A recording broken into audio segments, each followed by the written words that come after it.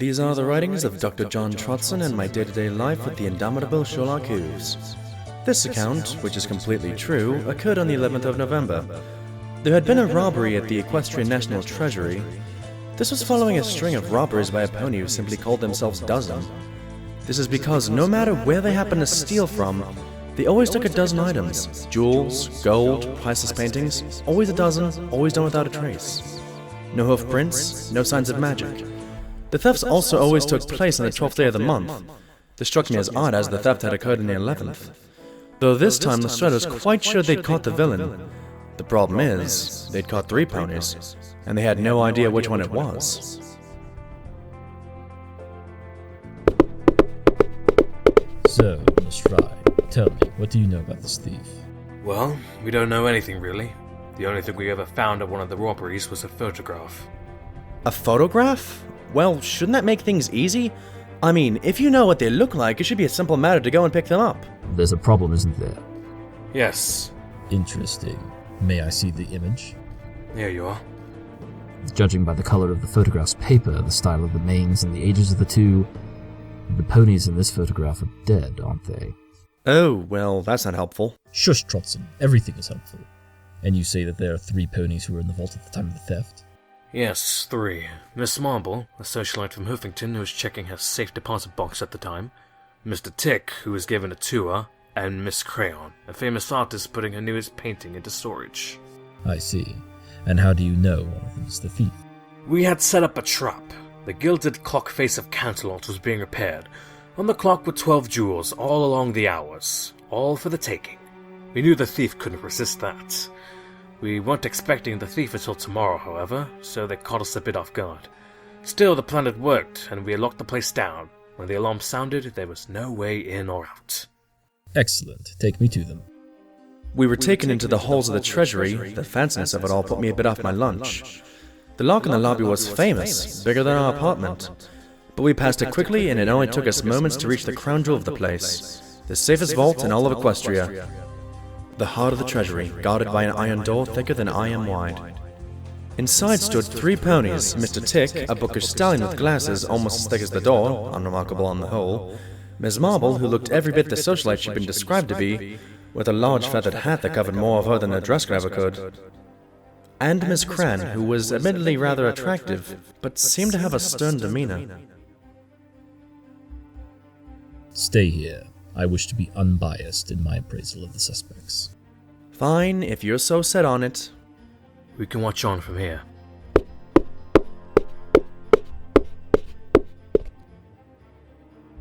May I get out of here now? I have a gallery opening to attend in an hour. I must concur with the lady. I'm behind on several orders at my shop. I simply can't be delayed. Oh, come now, you two. I'm sure they're trying their hardest to get us out of here. Besides, surely finding the culprit is more important? Indeed. Mr. Tick. Yes? Well, that's a lovely watch you have there. Where did you happen to acquire it? Oh, this old thing? Why, I've had it for years. Found it in an old rubbish shop during my travels in Hoofany. So, you have quite the affinity for clocks, do you not? Well, yes. I'm a clockmaker. What else would I like? Wait a moment. You don't think I'm the thief, do you? It couldn't possibly be me. Surely you can see that... Stop talking. You're starting to bore me. Whether you are or aren't the thief is yet to be seen, Mr. Tick, but whether you are innocent or not shall be known very shortly. This is not the sort of thing...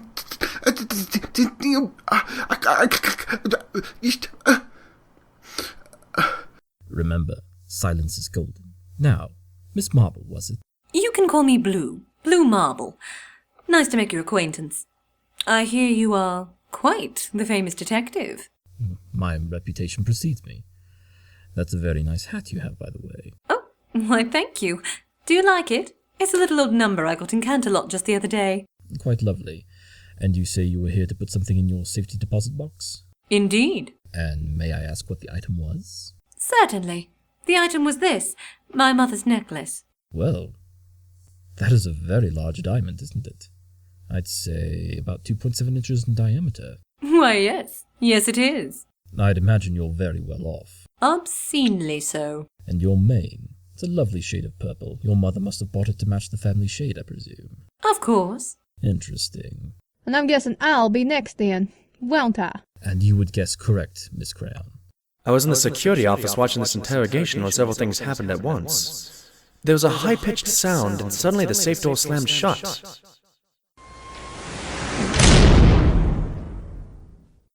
What happened? Open it up! I can't! The door's on a sonic switch! Someone tripped it! Calm down, both of you. Sherlock, you can hear us? Yes, mostly due to the fact that one of you is leaning on the intercom. Oh. Lestrade, if I'm correct, this vault has a fail-safe, yes? Yes. Yes, it does, Sherlock. In order to prevent the theft of priceless objects and the preservation of those said objects 10 minutes after the safe door has sealed, all the air is magically evacuated from the room. No! Yes, John, yes. That means in 10 minutes, all of us are going to asphyxiate. No! No, I'm too rich! I'm too rich to die!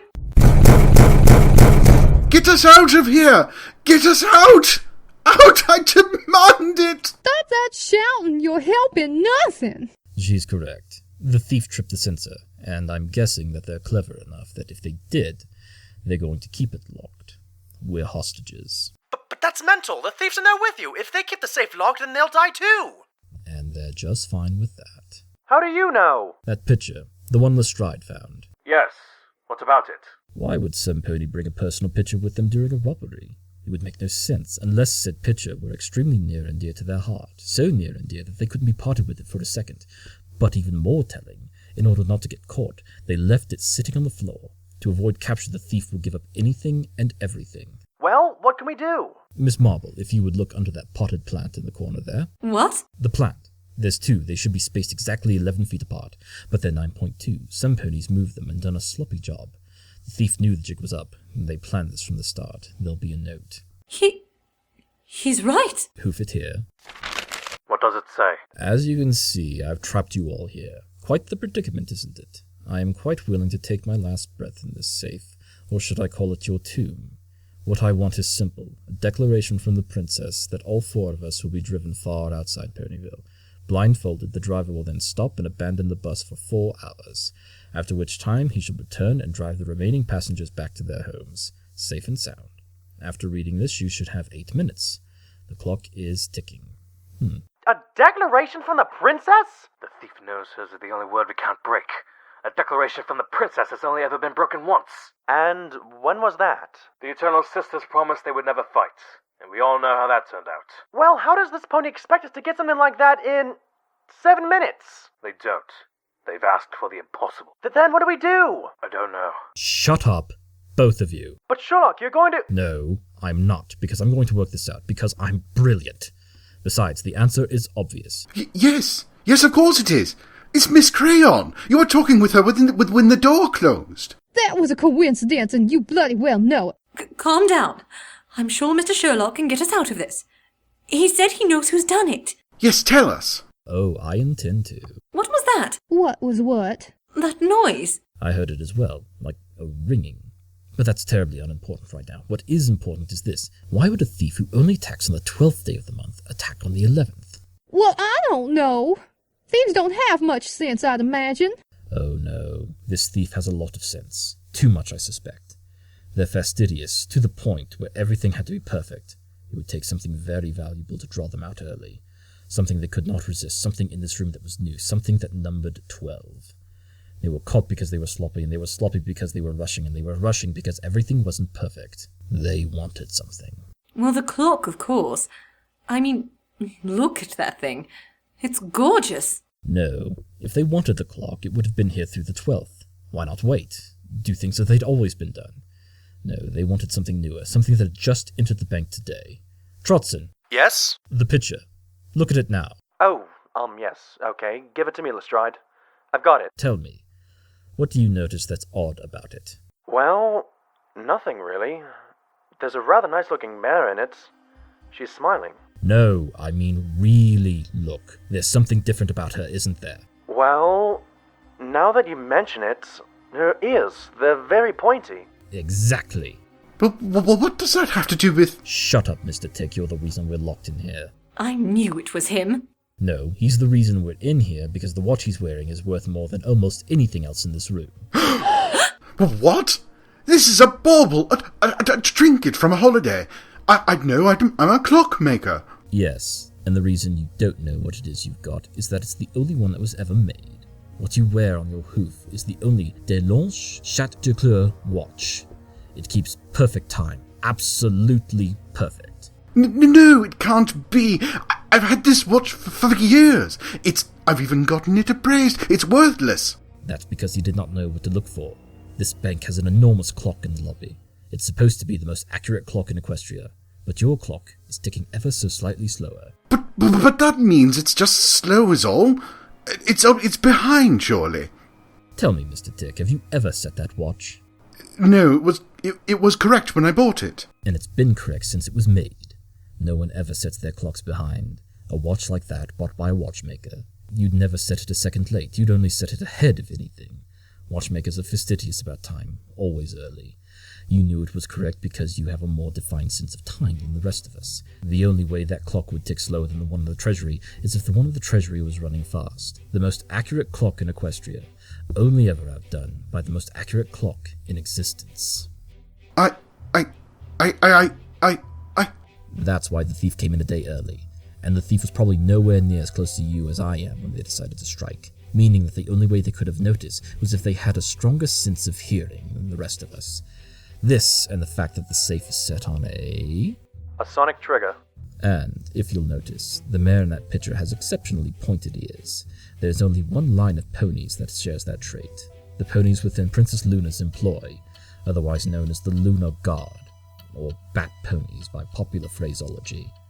Now, every pony knows that the Lunar Guards are male, but the females of this line have always been part of Princess Luna's secret police. Sherlock, Oh, please, Lestrade. Did you really think I wouldn't know that? In any case, while Princess Luna was imprisoned, these ponies were reviled for quite some time. The stuff of nightmares. So by trade, they are also masters of disguise. That pony in your picture is none other than one of the mares in this line. And Miss Marble, you said your mother gave you that necklace? What are you insinuating? I'm insinuating that no known standard diamond is that large. I'm insinuating that it is not in fact a diamond but a clear ruby, mostly found deep in the caves of Equestria. I'm insinuating that we can't see your ears under your hat. I'm not! Oh, give it up. The sonic tripwire was set by you. Being a pony with a bat-like persuasion, you were able to trip the system with a subtle screech that none of us could hear. I noticed that all the places that you have robbed have such a system, so I brought this. What's that? A beeper. Simple enough, it's used to call dogs. None of us could hear it, but you, Miss Marble, you heard a noise earlier. But... But you're not really Miss Marble, are you? The real Miss Marble isn't in Canterlot, she's in Trottingham. And Bat Pony's eyesight isn't half as good as their hearing. I commented on your mane earlier because it's the wrong shade of purple. No! You see, I just died is all. Oh, fine. You got me. I'll remove me hat. She has got pointed ears. And if you check behind those pretty veneers, you'll find fangs as well. That's probably not even a real coat color. Bat ponies have an honor above all else, even as thieves. Getting caught isn't an option, is it? No. She would rather give her life than be caught alive. The reason she stole 12 things, 12 bat ponies to a wing of guards. It's ingrained in their nature. In death, she could have been found out and gone down in history. But alive, she is simply caught like a rat in a trap. Sherlock? Not now, John. I'm having too much fun. Sherlock, you've got about 60 seconds of air left. Oh. Will she let us out? She has to. Please. I don't want it to end here. Oh, fine. Of course I'll let you out. The jig is up. No point in dying for it now. Thanks, Celestia. The police came and took away the robber. Her real name was something inaudible to ponies. But in a way, she did get what she wanted. The papers talked for weeks about the Batmare, the greatest thief Equestria had ever known. She will go down in history, though she'll spend that history locked up. Sherlock strolled out of the safe, confident as ever. Were you really never worried? Not even for a second. Then why are you sweating? I guess that's a mystery we'll never solve. Now, come along, Trotson. The day's not half over, and I'm sure we'll be needed again soon. Back to Baker Street.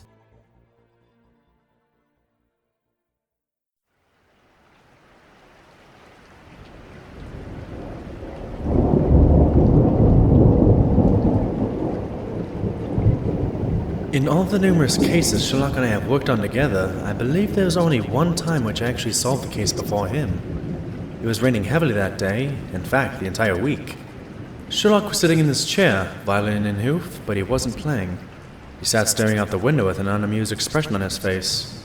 He was particularly dreary this day.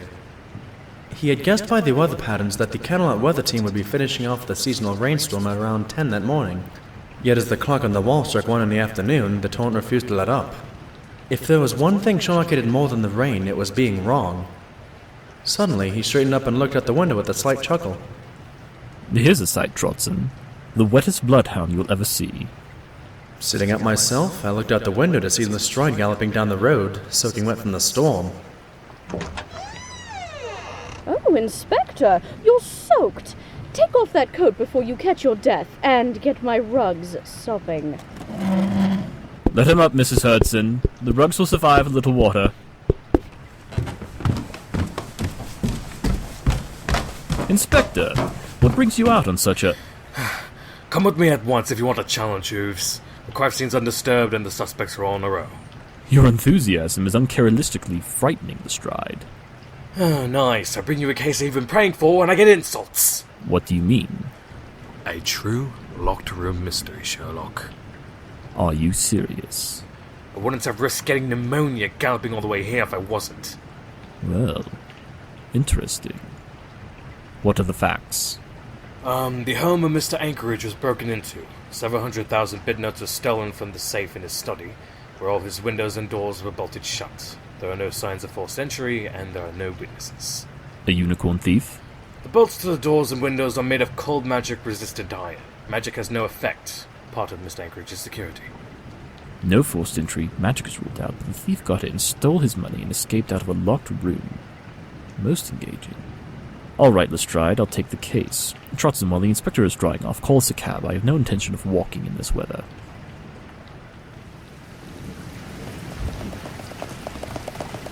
All right, Lestrade, tell me about the victim and his family. Well, Mr. Anchorage is a pretty well-to-do stallion. He has a trading company that he built from the ground up. Came from more humble beginnings, I would guess. Correct. He started working as a deckhand on a trading ship. Eventually, he ended up with his own small fleet of ships trading across Equestria. Why keep his money in a safe at home? According to Mr. Anchorage, he keeps a small emergency fund on his home for immediate need. Over 100,000 bits is a small fund? Well, when compared to the millions I'm sure he makes on a yearly basis, John. Go on, Lestrade. Well, apparently he's a pretty generous stallion. He gives to charities and pays his staff well. But according to his family, that's all he's generous with. He has 3 sons and a wife, of whom only are given what they need per month. He makes the family live pretty modestly considering how wealthy he is. He says that he keeps things secure for his family's future, but his boys are just saying that he's being stingy. Never having grown up in poverty, they don't understand the value of earning your way through hard work. Well, that's what Mr. Anchorage says, yeah. According to him, there are trust funds in all their names, but they first have to use their talents to make a living of their own like he did. Then the trust will be open to them to use as they like. He says that it will give them a better appreciation for the money when they get it. Makes sense to me. Indeed. The sons, what do they do? You don't want to know what they were doing during the robbery? In time, Lestrade. Just answer the question. Fine. The eldest, Rook, is a cadet for the Royal Guard. The middle, Palette Brush, is a painter. And the youngest, Vector, is a student at Anchorage University, an aspiring mathematician. And what were the alibis during the robbery? According to them, in each of their rooms. And before you ask, Sherlock, my team's already searched each of their rooms and found nothing. And I am so confident in your team, Lestrade. Additionally, Mr. Anchorage is the only one with the key to his private study, and he always keeps it locked.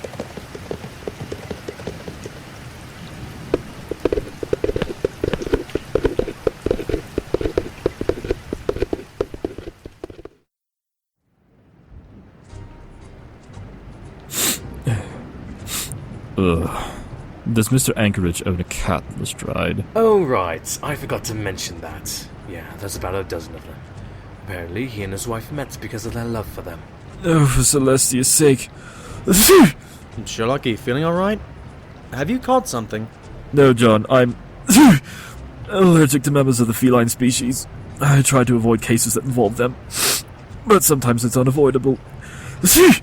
Are you going to be able to do this, Sherlock? Are you sure you can do this? Your eyes are very red. Can you see clearly? I can see clear enough, John, so you can stop waving your hoof in my face. Regardless of his allergies, Sherlock conducted his investigation by looking around the room at any and all details, as per usual. I did my own looking out of habit, being around my friend for so long. The study was fairly standard, a little modest as well. Everything that was there was more practical than flashy. A writing desk, and next to it a bookshelf filled with books, scrolls, and paper. Across the room, a pair of chairs with a coffee table between them, and on the floor a nice rug. Soon, though, Sherlock walked over to a chair in the corner and took a seat for a moment, firing off another sneeze. You're going to be able to do this, Sherlock. I'll be alright in a moment, Lestrade. Just one moment. At the moment Sherlock sat down, I noticed something next to him. All of a sudden, my mind clicked and my heart raced. I nearly toppled over, but caught myself. Doctor, are you alright? It would seem Dr. Trotson has solved the case. Isn't that right, John? Yes, Sherlock. I have. It just clicked. Oh my, is this what it feels like all the time for you? Yes, but usually I keep my hoofing. Well then, Doctor, go on. How is it done? I did my best to compose myself and try and wipe the grin off my face. I didn't want to seem arrogant. Well, we know that there couldn't have been a break-in, there's no evidence of it, and seeing as it has been raining for the last 4 days, there's nothing that says any pony came in any other way than through the front door. No wet hoof prints or anything of that sort. Brilliant, John. Continue. Well... So, if there wasn't a break-in, then we can assume that the burglar was already in the house when the money was stolen, which would mean it had to be a member of the family. Unless some pony was invited in. Lestrade? According to Mrs. Anchorage, no pony has come by here because of the weather. So that means even if some pony from outside the family stole the money, some pony on the inside had to have helped them. But you don't think any pony other than the family stole the money? No, because of that pile of books next to the chair you're sitting in, Sherlock. These? Well, what's so special about them? They're just a pile of books. Yes, but those same books are over in the bookcase on the other side of the room. What? See? The same prints, same colors, same small defects. Even if Mr. Anchorage kept duplicate volumes, they wouldn't be this identical. So what are these books? Pull one out and find out, Inspector. As Lestrade reached out his hoof, it hit a solid, flat object, but not a book. The image of the shelf of books flexed a little as the inspector pressed against it. What the? It's a canvas! This is a very accurate painting of what the books over by Sherlock look like when it's on the shelf. Which means... there's a void behind it. I pulled back the canvas sheet to reveal an empty bookshelf, save for about 100,000 bit notes of money stashed behind it. This is amazing. So who's the culprits? Who else? Pellet Brush, the second son. He's the only one with the artistic skill to make this. Excellent, Trotson. However, you've left out a few details. Like what? While your observation was impressive and 100% correct, you failed in seeing that this was not a one-pony job. In order to pull off this heist, Pellet Brush would have had to not only paint this impressive picture, but also figure out the combination to the safe and steal his father's study key, then get it back, before his father ever noticed it was missing. I suspect that the other brothers were involved in this theft as well. Vector, the youngest, was using his mathematical skills to determine the combination, and Rook to distract his father and nick his study key so that Pellet could have it copied and get it back before any pony was the wiser. But stealing from their own father? Why would they do it? John? Impatience? The three were more than likely sick of waiting for their father to give them access to their trusts, so they decided to take some for themselves? Correct, and creating an elaborate disguise to hide the money and confuse the guards. They would have had to return once the investigation team had left, taken the money, and returned the books to their place, and no pony would have been the wiser. Luckily, Trotson was here to solve the case, though it was quite obvious to me from the start. What? Then why didn't you say anything? I didn't need to. You were on sparkling form on your own, John. If you have no more need of us, Lestrade, I would like to leave here as soon as possible. Indeed, I think that will do, Sherlock. Thank you, Doctor. Anytime, Inspector. Lestrade returned downstairs to inform Mr. Anchorage of our conclusions. Sherlock, meanwhile, took the elaborate painting, rolled it up, and slid it into a scroll tube from the study. Well, all in all, a very good day, John. You solved your first case, and I got a palette brush original. Too bad it's not signed. Won't the guard want that as evidence? Doubtful. Mr. Anchorage seems like the type of stallion that takes care of situations like this in-house. More than likely he'll hold up to their trust a bit longer as punishment. So, if you did solve the case before I said anything, why did you let me go through the whole thing? I knew you'd get there eventually. Why should I spoil your fun? As we were leaving the house, the rain began to stop and squaws of Pegasi were clearing the sky, letting Celestia's sun shine down for the first time in almost a week. See, John? I told you the rain would let up today.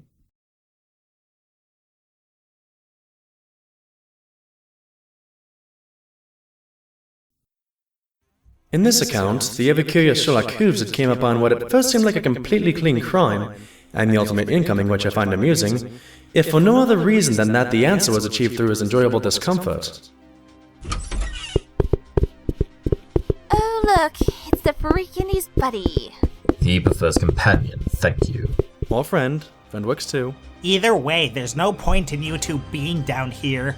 The crime scene's clean as it gets. Some pony broke in last night, forcing the old shop doors open by hoof, despite it being locked. So it must have been some pony strong, but that really isn't much of a clue. Strangely though, there were no hoof prints anywhere in the store or on the door, so clearly they were wearing gloves over their hooves. We suspected a unicorn, but no magical residue was found either. Well, couldn't a Pegasi fly over the floor leaving no hoof prints?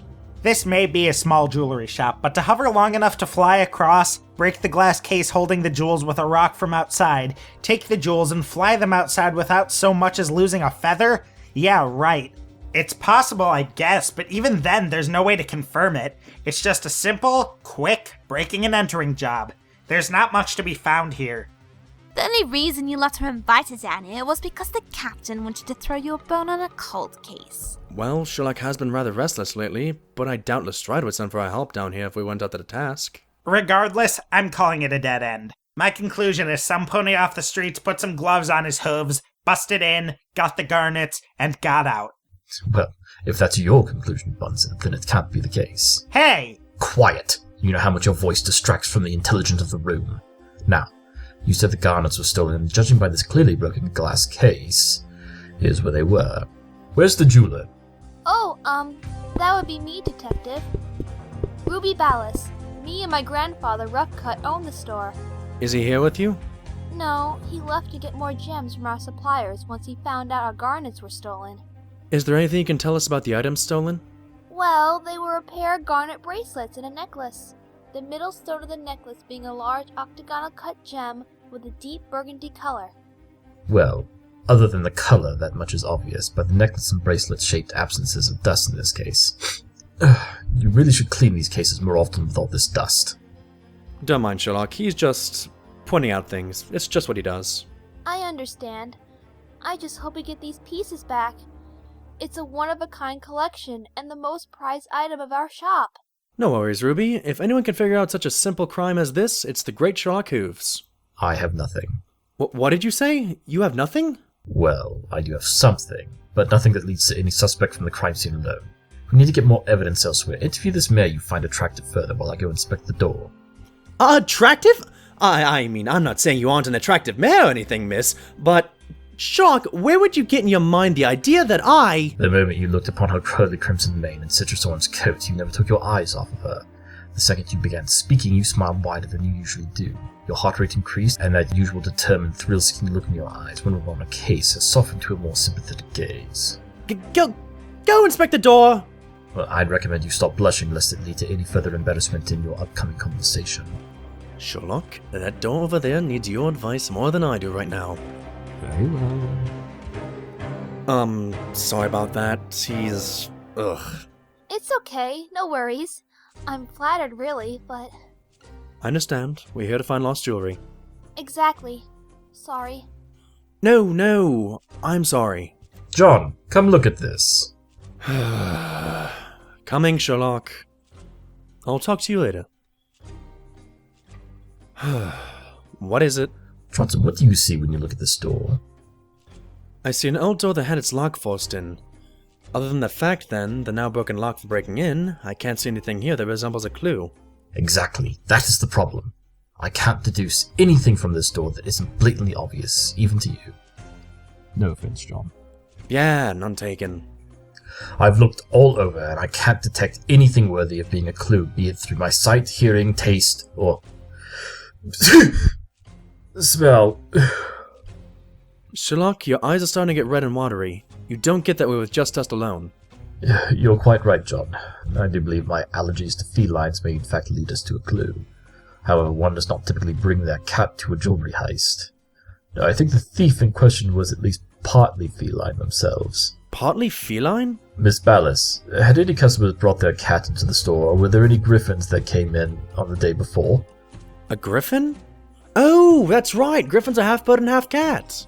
No cats, but there was indeed a griffin in here the day of the theft. If it was a griffin, then that would explain why there was no hoof print as well. Or any prints at all, for that matter.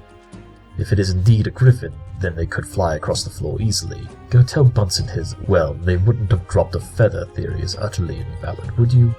Sure. Thank you for your assistance, Miss Ballas. Oh, no problem. Tell me all you know about this griffin. Well, he came in and saw the garnets in their cases and asked about them. When I told him that we had gotten them from one of our suppliers and the price, he looked shocked and simply left after that. I thought he was shocked by the price. Perhaps it was the price, or perhaps it was something else entirely. Was he a regular? Yeah, he was in here one time before talking to my grandfather about gemstones, and was, I think, trying to sell his own, but they couldn't agree on a price. He introduced himself as Geode Nice, if I recall. A name. Splendid. I believe that will be enough, thank you. Bunsen, send for a carriage. Sally, teleport a request to Captain Lestrade for any information he has on the griffin named Geode Nice.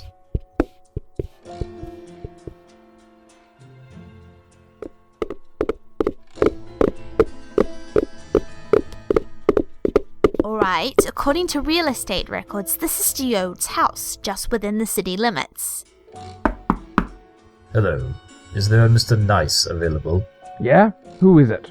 My name is Sherlock Hooves, a consulting detective, and I have come to ask you a few questions about jewelry. May my associate and I come in? What's this about? If you want to know where I get my gems, I'm afraid that's a trade secret. Would that trade secret be theft? Because we found feline dander at the scene of the crime. And while we were waiting for a carriage, I even took the time to have my colleague Dr. Trotson confirm this by inspecting the dander and the few bits of hair from away with my... excuse me, direction, and confirmed it to be that of a griffin such as yourself. Furthermore, you were seen yesterday inquiring about the same garnet jewelry that was stolen this morning. Stolen? I'd hardly call it stealing if it was taken from me first. Pardon, but how were they taken from you first? We were told that the set was sold to the jewelry shop through its suppliers. They never told you just who their suppliers were. Did they, though? Well, no, we were more concerned with the gems taken than the ones coming in. Well, either way, he or his granddaughter would have told you that he used to get his gems through my family's mines, high up a ridge over from Canterlot Mountain itself. However, our veins went dry a year ago, and sold the last of our gems to Rough Cut the day I was in the store. He was very dissatisfied with the fact we had run out, and I explained to him that all we had left was the very same jewel set I saw in the store yesterday, after it went missing from my house. Do you honestly expect us to believe you... Bless you. Oh, thank you. Now, do you expect us to believe you broke into a jewelry store to steal back your own jewels? Listen, I was really upset the night I found out and wasn't thinking. I'll pay for the damages to the store for Ruby's sake, but I want Rough Cut arrested for stealing my garnets. Don't believe me? Look. Judging by this picture's age as well as the age of the griffin, I can deduce as your grandmother. Presume that the garnets have been in your family for at least a few generations. Could be a fake photograph. No, it is most assuredly genuine. What makes you so sure? I could identify all 16 different brands of bubble soap used for bubble pipes in Equestria by taste alone. Do you seriously doubt my ability to judge the authenticity of a simple photograph? That was quite the bubbly morning. Fine, but that doesn't change the fact that we still have to arrest him for breaking and entering. I highly doubt Mr. Cut will be in any position to press charges from prison. His poor granddaughter probably doesn't even realize he did it. I do so enjoy it when you say a correct statement. I can assure you, Trotson, that she was sincere when she didn't know the exact nature of Mr. Geode's visit. The innocence showed clear as day on her face and the inflection in her voice. Well then, I guess you'll be coming with us, Mr. Geode. Bunsen will take you down to the station for further questioning. I will go collect Rough Cut. Hopefully the granddaughter coughs up his exact location. I do believe you can handle that yourself, Sergeant. Thanks for your vote of confidence. Well, that's another mystery solved. Sad. So many ponies have to go through so much hassle because of a bunch of garnets. It wasn't just garnets, John.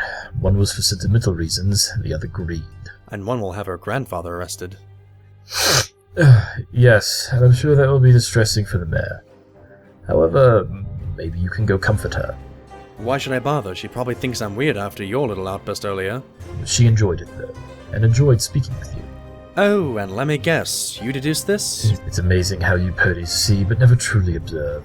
And yes, she blushed a little when I mentioned your attraction, and her body language grew much less tense when she was speaking with you.